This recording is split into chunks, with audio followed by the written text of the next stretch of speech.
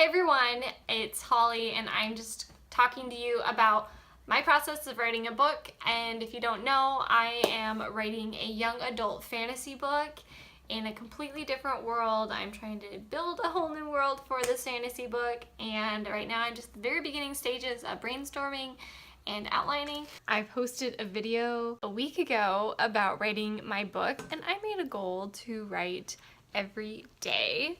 I've written one day. One day! Yeah, that didn't go so well. Pretty terrible. So it is June 26th. Last time I did a video was June 19th, and it's just... I was really intimidated, and actually I wrote a journal entry on June 22nd. I wrote how I made a goal to write every day and I failed. I'm just gonna sit for 30 minutes and try and write.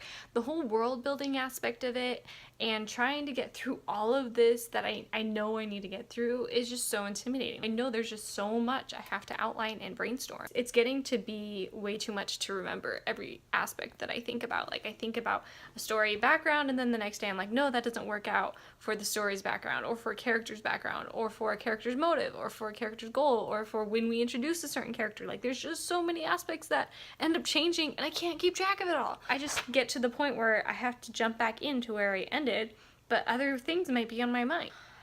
So anyways, I wrote. This is what I ended up doing. And you see that pink with the crossing out? Yeah, that's something that I wrote, and then I went back to it and I was like, nope, crush this out. Like, that happens all the time, and I just realized it doesn't work. And so that's because I went to the next page and I was trying to figure out if I could do those things. And so I was like, well, what if this was the case? And I went through and thought about it. I'm like, nope, this can't happen. So I had to go back and cross out that idea and tell myself, I like to make notes of why that idea doesn't work, because then when I come back to that idea, I'm like, oh yeah, that's why that didn't work. And then I solved the problem. But it actually ended up being really good. I honestly only wrote for 30 minutes, and it was like finally at this point where my introduction was getting somewhere. Finally, like, that's how I felt. I was so excited. You know, I just keep pushing it off and pushing it off and pushing it off. Like, I need to set a time of day where I write for at least 30 minutes. Like, I can at least do 30 minutes. Like, an hour seems like a long time, and I probably should do at least an hour, but I need to start small because I'm just struggling to do it every day. That's what I'm doing right now. I'm hoping to actually sit down, write down a few more thoughts today, a few more ideas, outline, brainstorm, spend 30 minutes on my book, and I'm kind of procrastinating by making this video, so I need to stop. I'm back. It's been actually 40 minutes I have spent writing, and it was really good, actually. So I went into it. Last time I wrote actually was really good. I ended up really understanding more of my introduction, which was amazing because for the last 3 months, I've been really stuck on my introduction. I finally came up with this brilliant idea of how to get my main character into the position I need her to be in for the book. And it needed to feel really natural. It needed to be something that made sense. I finally came up with a really good idea, and it's totally working. Like, most of the time I have these ideas and I try and go through them and then it's not working.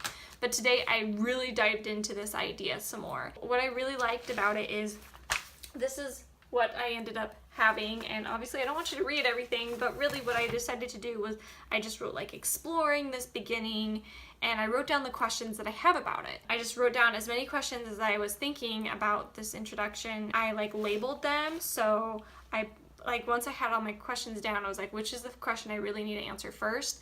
And I put a 1 near the one I wanted to answer first, and then down below I started writing out ideas and answers to that question, and it helped so much. I actually really like this idea of writing down my questions and then numbering them and answering them below. I answered my first question, and then from that first question I was able to go to my next question, and I answered the question, like, I was able to kind of move forward in those questions. Like, first you have to know this to be able to answer this, to be able to answer this.